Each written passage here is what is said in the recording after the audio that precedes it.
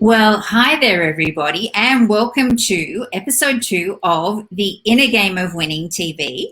This is take 2 because we did do this interview a little while ago, and for some reason, the IT gremlins had a little bit of a field day. They were playing tricks with us. So I am so excited that Chris was willing to come back because he has got some amazing gold nuggets to share with you. Let me tell you a tiny bit about Chris, and then I'm going to let him tell you a little bit more. So he is an 8th degree black belt master instructor. He is a former US national Taekwondo champion.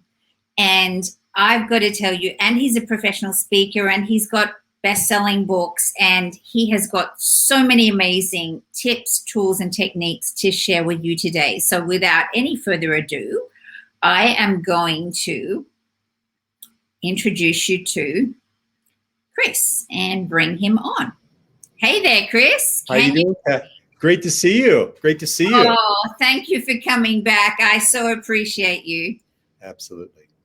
So how is it over there in Colorado? You know, so far so good. It's been a good day. I have to admit, I've been spending most of my day in front of the computer on Zoom calls, but so far so good. Well, not quite Zoom, but StreamYard. Right. So I really appreciate you coming back. So, because we had the best interview and I was so bummed because it flowed beautifully. So I know this one's going to be even better. Awesome. So I know, but no one else that's watching this does, and it's going to Facebook and YouTube, etc., my personal page, my business page, etc. Tell us how you stumbled across Taekwondo in the first place and what the motivation to do it was, because that was really interesting. Yeah, thank you. Thanks for asking. Yeah, it's funny. I told this story dozens of times, if not more, but I always still love telling it. I started my martial art training back in 1973. I was a short little chubby kid who was enamored with a TV show that we had in the States. I don't know if you had in Australia at that time, but it was called Kung Fu. And yes. It was about the Shaolin monk that was walking across the American desert, and he would get confronted by these bad guys, and he would take care of them using his Kung Fu. And when you're 10 years old, it's the coolest thing you've ever seen in your life, right?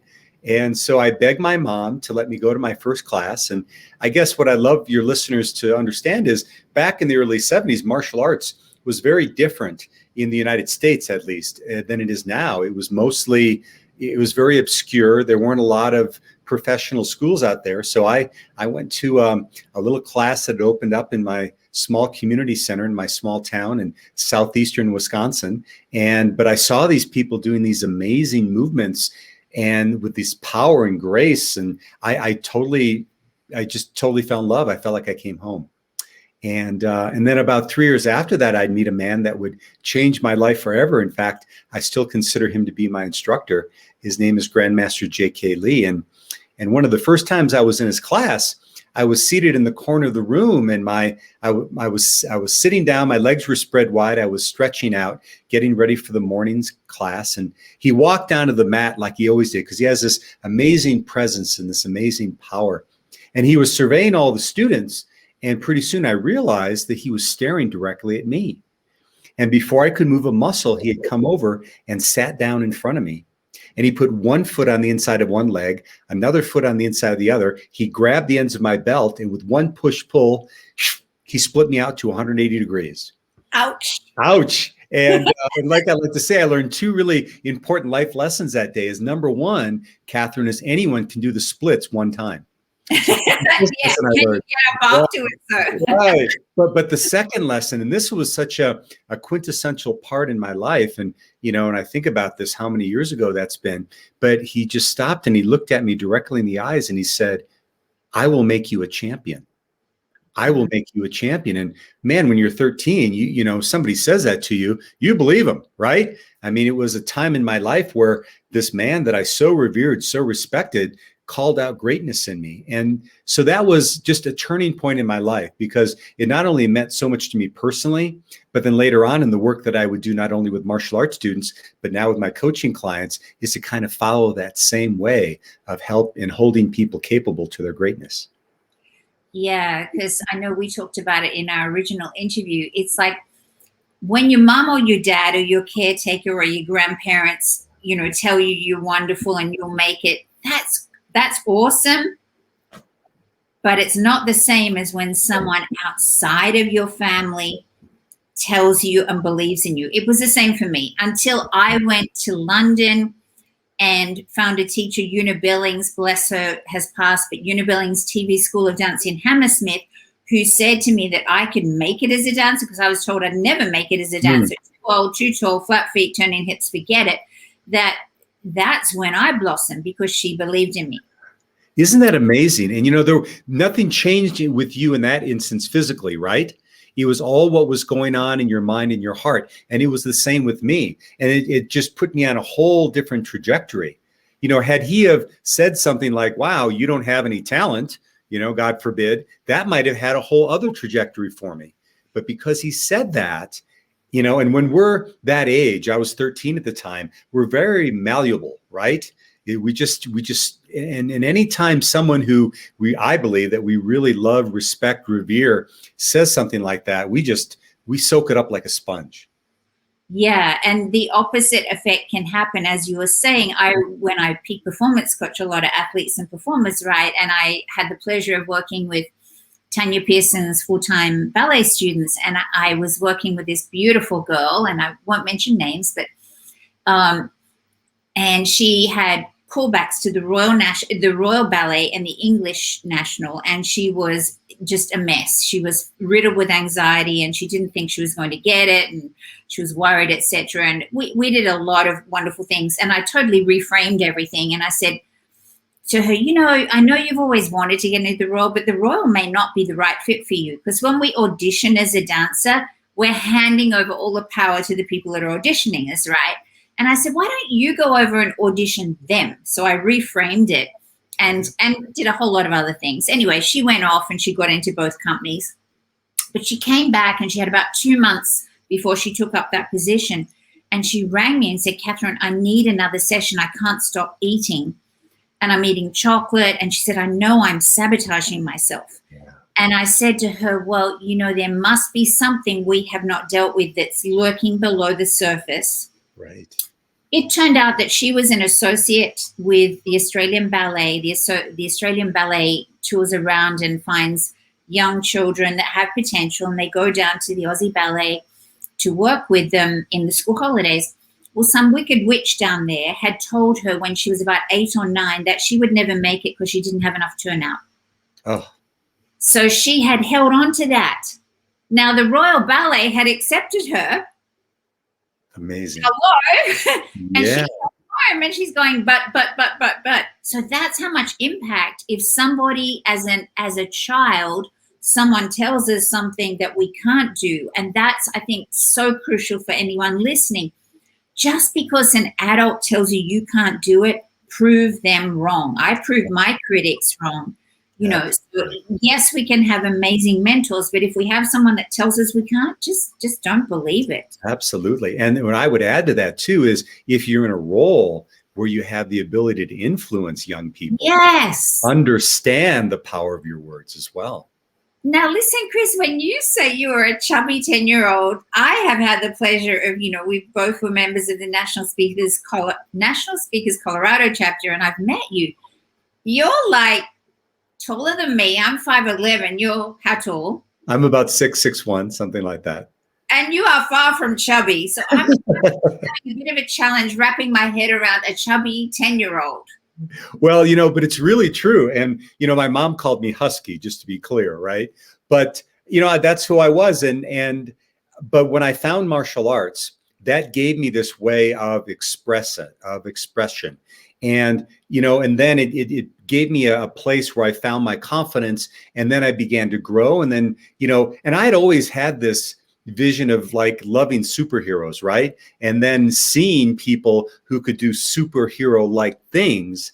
I was just so in love with the martial arts that, I didn't care what I looked like. I just wanted to go out there and do it. And pretty soon nature took its course, and I was able to move out of that little chubby period. But no, I very much was. In fact, you talk about childhood memories. I remember very clearly being called Chris Natzke by some of the kids. Everyone goes, oh, right? But so cool. That's part of it, right? That's part of what happens when we grow up. And just like you said, we need to overcome those. And I hope that if anyone's ever had an experience like that, because it has helped me become more sensitive to others in that regard. And that if we have that instance, is to know, if we've been on the receiving end of that, is know that we can always do work with that experience, not only on ourselves, but also helping others that might be dealing with that. Yeah.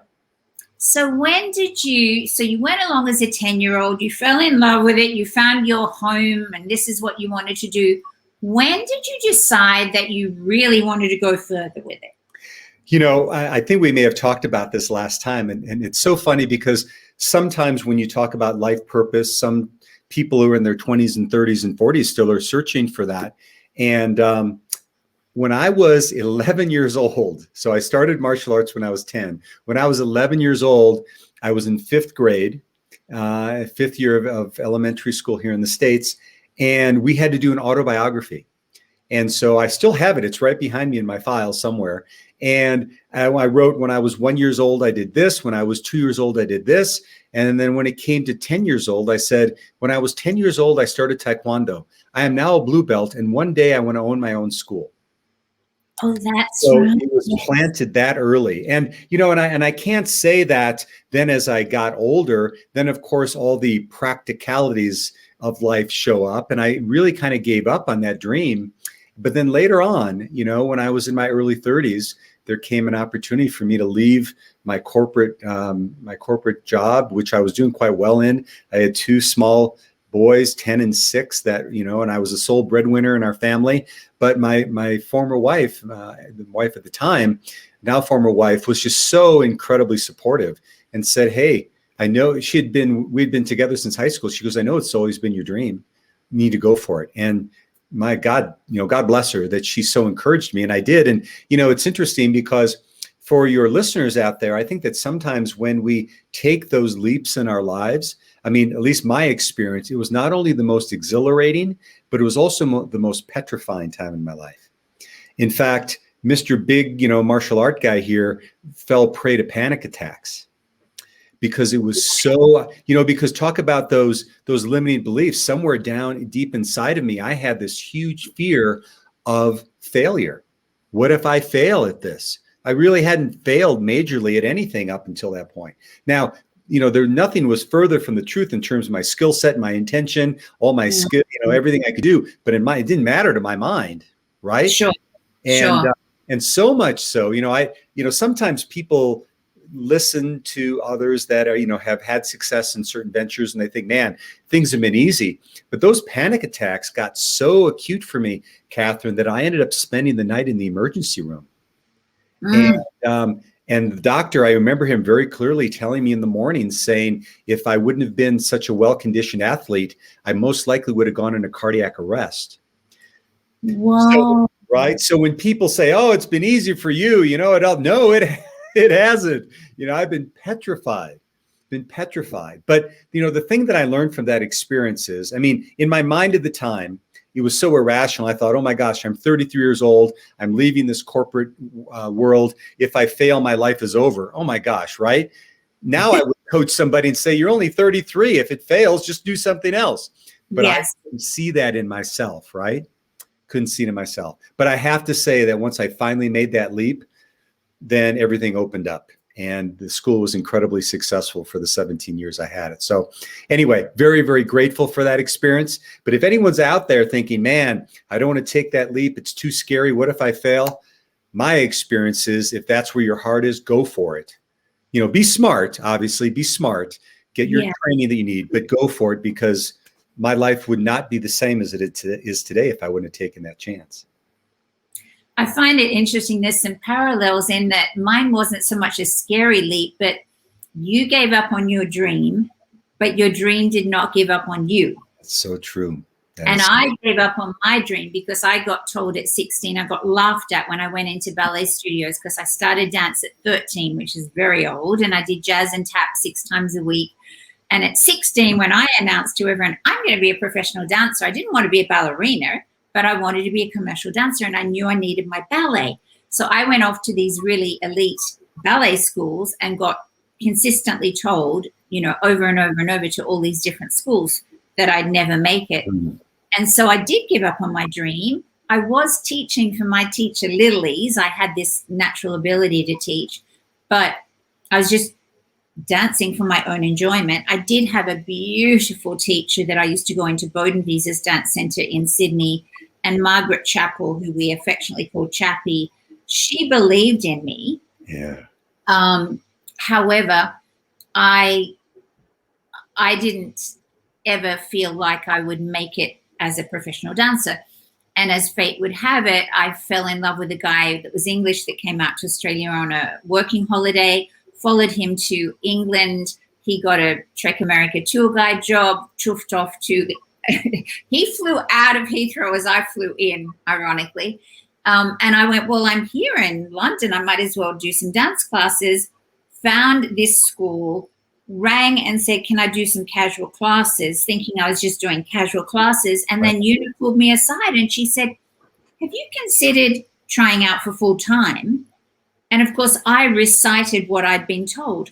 Oh, no, I'm not good enough. I'm not good enough stuff. I'm too old. I'm too tall. I've got flat feet, turned in hips. She said, darling, she said, you've got the perfect body. You've got the musicality. You've got style. You've got grace. You've got everything going for you aside from your technique. And the ballet master at our school was Fernand Monet. He was the ballet master for the Royal Ballet when they went on tour. And guess who got to have private lessons with him? Oh, my gosh. Wow. So Una believing in me flipped that switch of I'm not good enough. And, he had a pair of point shoes in the corner and he said, try those on. I'll have you in those in 6 months. And he did. So, we both have that parallel of I gave up on my dream, but my dream did not give up on me. So that's when you know that you really are here for a purpose. And then I had the confidence. Then I auditioned for Miss Doris, the famous Bluebells. But I didn't take the job because it was like she auditioned 6 months ahead of time and I've never made it through an English winter ever. So I came home and I opened my first dance school. So I think that sometimes we really are destined for particular things in life. And even though we give up on something, it's like the universe, God, Allah, Buddha, whatever you believe in goes, oh, no, we got other plans for you. It is so true. When I was going through the worst of all my panic and anxiety around making that decision, I would go to people, and I think that maybe that there were sometimes I would go and have discussions hoping they would tell me, yeah, you really should keep it safe and not go for it, right? Because then I'd have an excuse. Someone told me no one did that. I mean, I can't think of anyone. Everyone was like, oh my gosh, you're born for this, whatever. And it was a great support.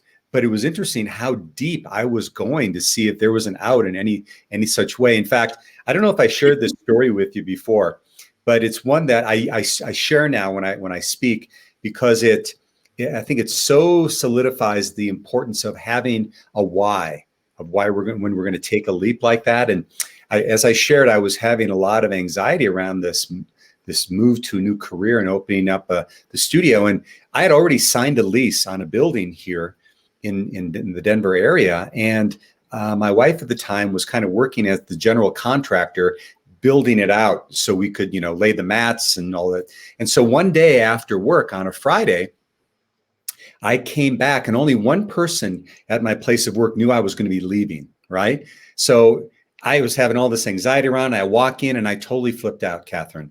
I said to her, this is the stupidest idea I've ever had. We need to get out of this lease. I'm going to call the attorney on Monday. And she's looking at me like, what are you talking about? So she told me to go home and we discuss it later. Now, she didn't use those nice of words, but that's in essence what she told me. So after dinner, I had all my points in a row. This is why this is such a bad idea. And I listed all of them. And she sat quietly and listened to me. And then she said, I'll tell you what, I supported you getting into this venture. And if you want to get out, I'll support you as well. I just have one request. And I said, well, that's fair. What's your request? She said, my one request is that you sit our two sons down and you explain to them why you're choosing not to go for your dream. Right? I mean, she sunk my battleship. I mean, I could not have that conversation. And what I realized in that moment, I mean, God bless her for that. I mean, such an intuitive thing to say, and the strength to say that too. I'm just so grateful, as well as I think the tens of thousands of people I've taught since that time. But the idea there is that I realized that it wasn't just for me, but there was a big why there to show this example to my boys. Because I had told them ever since they were little kids, they could do anything they put their minds to. Now here I was getting to do it. I was ready to pack and run. So anyway, I love sharing that story now. I'm just so grateful because my life would have been totally different if I would have let fear lead me to where I thought I was supposed to go. And tell me about, we talked about it in our previous interview, and I thought it was really, really useful for any athletes and or performers that are listening to this, or even people that are high achievers in the workplace for that matter, because there's such a thing as burnout in that environment as well. So you were training for the national championships. Yeah.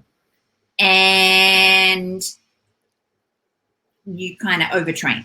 Yeah, I'm not ashamed to admit that was kind of a tendency with me. I mean, at one time I had this mindset that if I wasn't training, the other people were, and I was behind.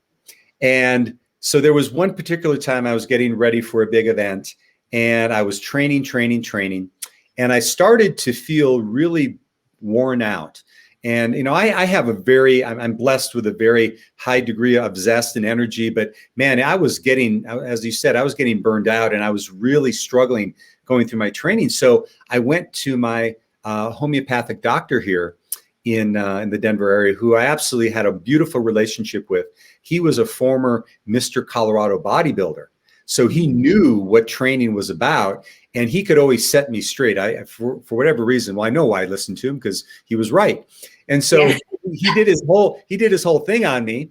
He did his analysis and had me on his machine. And he looked at me and he said, Chris, I have to tell you, you are getting ready for a major injury. He goes, I'm not just talking about pulling a hamstring. I'm talking like tearing a hamstring.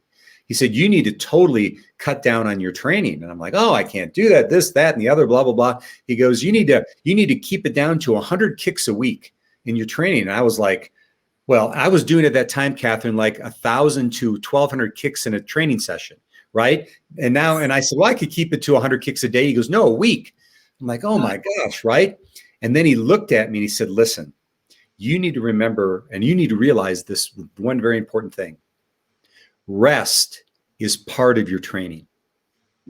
Rest is part of your training. Now, up until that moment, I mean, I knew lifting weights, you alternate body parts every other day, but it never, ever occurred to me.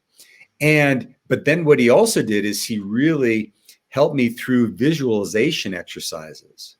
So that's what I did, is I flipped the switch and, pulled back on physically, but man, at least 3 times a day, I was totally engulfed into the visualization of what I wanted to create. And I had one of my better performances that I ever had, So it was a huge learning experience for me in so many levels. And I think, so many of us out there think that we just need to keep working harder. And I have to admit, I was driven because I didn't want to fail. It wasn't like I was so much driven because I wanted to succeed. I was driven because I didn't want to look bad, which, in the short term might help, but in the long term, it's not sustainable. So anyway, that was one of my key life lessons as an athlete, to be sure. And was that when you actually did win the U.S. National? No, actually, that story happened, I believe it was 2000, when I was getting ready to test for my 6th degree black belt. And that's when that particular thing happened. But what happened, I didn't learn the lesson totally, because both in 1998 And in 1999, I had injuries going into the competitions as well. So, it definitely was something that I've had to learn the hard way. So if I could say anything to your listeners, listen to me, listen to your bodies, be smart, be efficient in your training. Training harder isn't necessarily better than training smarter, to be clear.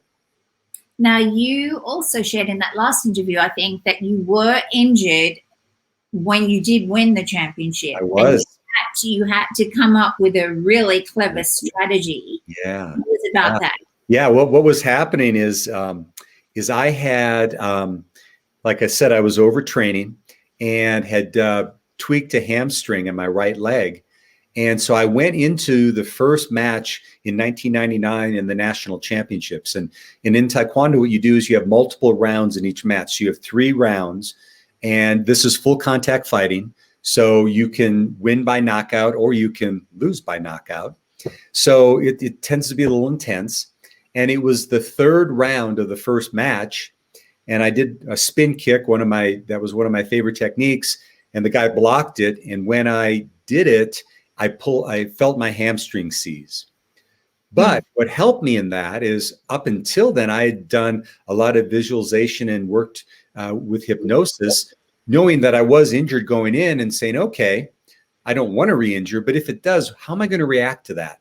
And I had visualized that so many times about how I'd be able to move through that obstacle. So went to my coach, said, hey, the hamstring just went. He massaged it out a little bit. He wrapped it. And then I went underneath. I remember it was in Daytona Beach, Florida at Embry-Riddle University, went underneath the bleachers and just got into a deep meditation and just saw myself being successful and doing techniques that, I could do in order to avoid, straining that leg. And I went on and won the national championship. So, and I can almost guarantee you, had I not done that visualization training beforehand, and not be able to deal with it, I probably would have, I've been in my head and not been able to panicked. And then, yeah. To be clear. Yeah. It's amazing. And part of that, I have a 5-part ritual that I actually teach my clients, and part of it has to do, and it's things that they do leading up to their competitions as well as on the actual day. And there's a meditation as part of it, and there's visualizing, and it's in their preferred learning style. And there's a script that they've written for exactly how it's going to happen, as if it's already happened, and it's written in really juicy languaging, and it's in their preferred learning style as well. So the mind is so powerful. Tell me about what percentage you feel in any type of sport, but obviously to do with Taekwondo for you. How much do you feel is the physical skills when it comes to success, and how much do you feel is to do with your mindset? Yeah, great question. And what's interesting is when you compete at that level, on a national level, that the difference in terms of physicality and physical skill is not that great. I mean, they're all very good athletes, haven't they? You see that in the Olympics, right? I mean, what do they win a 100-meter dash by? Hundredths of a second. So I would say, and this is, I've never done this scientifically. I've never taken a survey, but it could be like a 90-10 split. I mean, so much of that is important. And I guess part of that is that, we all know what it is to train and prepare our bodies for it. But man, that extra little percentage in terms of the, of our mindset. And I'll give you a great example. In 1998 in the United States, I took second. I took silver. And I actually, and if you were to ask me, and even my coach and people that watched, I actually fought better that year. And I beat my opponents by higher point totals, etc. But before the final match, I had, in the semifinals, I had beaten the person who had taken the silver medal the year before. Okay. And so now my coach comes up and he goes, man, that was an awesome match. You're awesome. You're right on track. You know what? That guy that you just fought took second last year. This guy you've got in the finals, I've seen him. He's not anywhere close to as good as that guy. So I started to let my guard down, thinking that was my match. that I've Oh, oh man. And it wasn't like the guy hurt me. He just outfoxed me. And he beat me. He beat me by points. And I was so frustrated because still to this day, I think I was better than he was, but he was better at that match. And I take my hat off to him. He beat me. But it was a great lesson for me on how we need to not only prepare ourselves before, but we need to stay sharp mentally throughout. You know, we need to keep our focus very keen and very acute because I let my guard down and I paid for it. yeah. And also that, I don't want to say cockiness, but that, oh yeah, I've got this kind of thing. Totally. You know, it's you've got to constantly be going, okay, I have to be in the zone. And in the zone.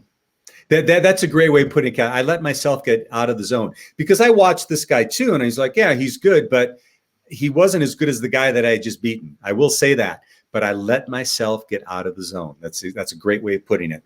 And I, you know, but you know what it did for me, as much as I would have loved to win, we oftentimes learn so many greater lessons in defeat than we do victory.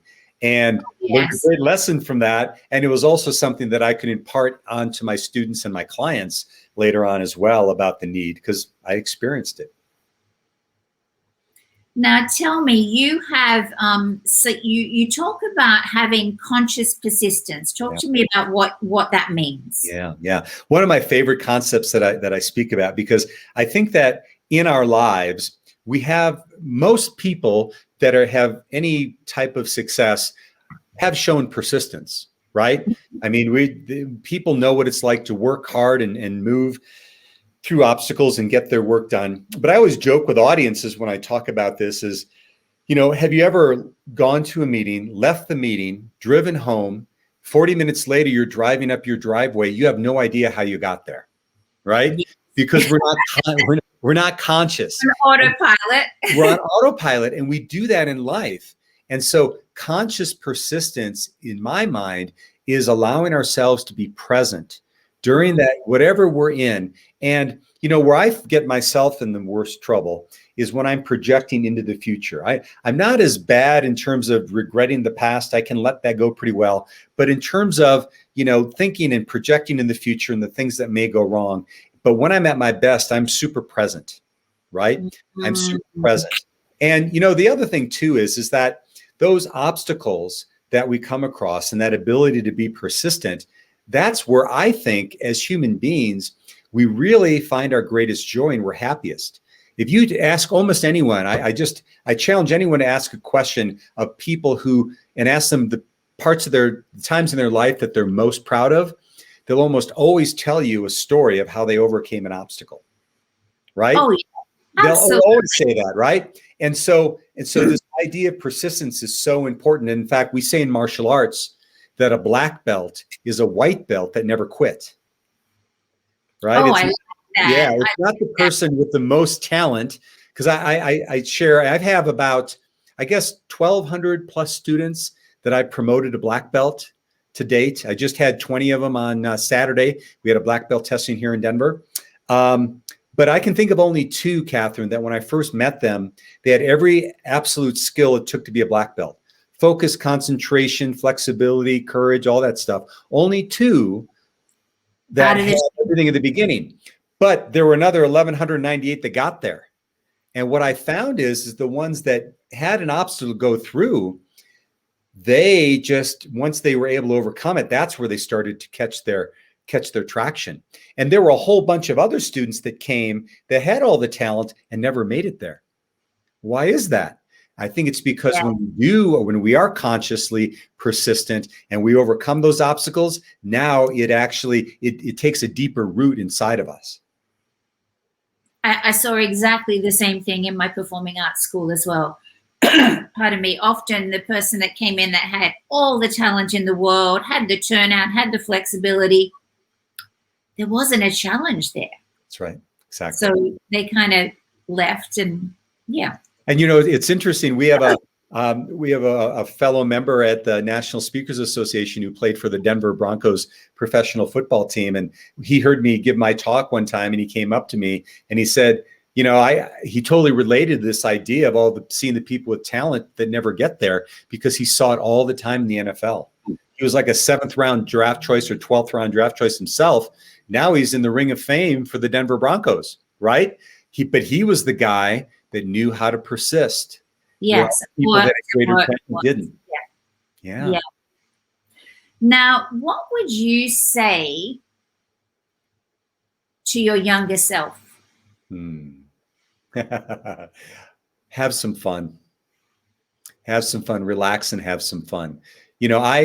I was able to achieve many of the things I did because I not only had success as a Taekwondo athlete, but I was also a Division I football player in the United States. And I went, that's how I got through college, was on a football scholarship. But there were so many times that I was so nervous and wrapped up with the fear of failure that I didn't get to enjoy the experience. And I really believe that that had a negative impact on my overall performance. Even though I performed well, I could have done better. If I would have been able to basically balance that thin edge, right, of intensity and enjoyment, intensity and relaxation, that's what I would tell my youngest self. Relax, have some fun, still work hard, still be intentional, but enjoy the process, because I didn't as much as I could have. Such wise advice. Now tell me about black belt leadership, because that's something that you do in the corporate environment, right? Yeah, absolutely. Thanks for asking. Well, I've been a martial arts teacher and practitioner for over 47 years. And I always like to say I started in the womb. So you started when you were 2. That's that right? Yeah. But the idea there is that I realized that, I saw so many people make these powerful transformations in the martial arts studio based on these principles. But I also knew that I wanted to play personally a bigger game. And what I realized is these principles that I'm able to share, they apply to so many aspects of life. And you don't need to spend 5 or 10 years learning to be a martial artist in order to use those same principles. And so the whole idea of black belt leadership is being able to help people tap into what I call their inner champion, right? That intuitive sense within of being able to access that power, and then just utilize some very simple principles. One you've already talked about, which is conscious persistence, being aware. Another is really getting clear on our purposeful vision. And then the final one is taking inspired action. And what I think that many of us, and I've experienced this as well, when we have something that we really want to accomplish, a big goal or a big obstacle, we look at it at its entirety, and it can become very overwhelming. But it's about being able to break it down and taking this consistent effort over time. And that's been my experience. Someone doesn't get to black belt in a couple days. It takes them 3 to 3.5 years of consistent effort. And I think that we oftentimes can give up too easily. And so being able to have at least those 3 principles is kind of the catalyst and the foundation of black belt leadership. Now you have a new book, and you have an offer for anyone that's listening that would like to get some. Yeah. Well, I'll tell you, I just have a copy right here, Catherine. So yeah, this is a book. My second book entitled Breaking Through. My first book is called Black Belt Leadership, but Breaking Through came as a result of I do a corporate board breaking experience workshop. So I go into corporations and I help them identify a breakthrough area that they either want to have collectively or individually. And they actually write it on the side of a board. And then they flip it over. And on the other side, I take them through a process to identify their limiting beliefs that have caused them to not achieve that goal. And then I systematically take them through on how to break that board. And they literally announce it in front of a room what their breakthrough is and their limiting belief. And I often wondered, I see people all the time that have gone through this process and they're like, oh, that was such a great experience. That board is still in my office. And I often wondered, but did they ever really have the breakthrough? Or did they just break a piece of wood with me and feel really good about that? Yes. So I said, well, what would I do if I was coaching someone on how to have a breakthrough? And that's what this book is. So I have 3 winning strategies to create breakthroughs. I call it, of clarifying your vision. and then also, creating your plan, and then finally taking consistent action. And each one of those sections has 3 to 4 chapters that helps you drill down. So the offer, and thanks so much for allowing me to share, is you can get it on Amazon if you want to order it and download it, or actually order the hard copy. But if your listeners would like to receive the free download of the introduction, they can either go to my website, chrisnatzke.com. That's ChrisNatzke as in zebra, KE.com, and they can download the free chapter. Or if they want to text the word breakthrough, just the word breakthrough, to 720-741-6263. That's 720-741-6263. They can also get the downloadable chapter there. And that's if they're in the US listening. That's if they're in the US. If they're out of the US, it'd probably be best to go to my website. Yeah. If they're in the US, they can definitely use that phone number. And the website is down there below right now. Okay. Excellent. It is. Yeah. Oh, Chris, thank you again for spending another incredibly valuable. I don't know how long we've been here. I don't know either. It's been fun, though. It was great the last time as well. So that just got us warmed up, right?